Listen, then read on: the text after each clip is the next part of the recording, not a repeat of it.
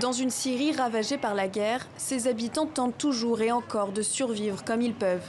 Cet épicier installé au milieu des décombres a tenu coûte que coûte, mais subit depuis un an une désaffection de ses clients.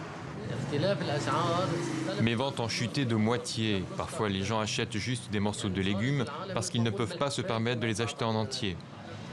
Car le prix de ces denrées alimentaires a flambé, une explosion de plus de 200% en 2020.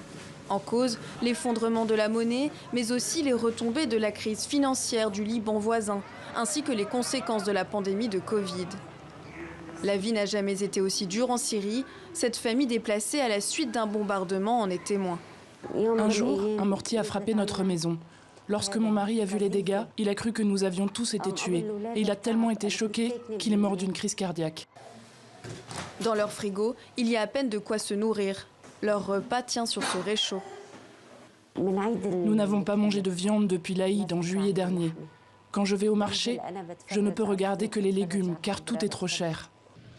En l'espace d'un an, 4,5 millions de Syriens sont tombés dans l'insécurité alimentaire.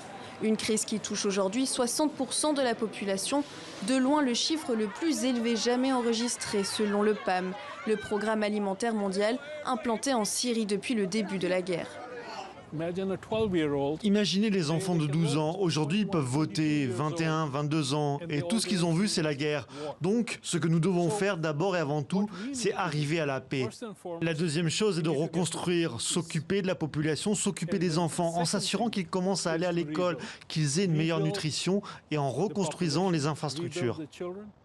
Le conflit syrien déclenché à la mi-mars 2011 a causé la mort de près de 400 000 personnes et a poussé à l'exil des millions d'autres.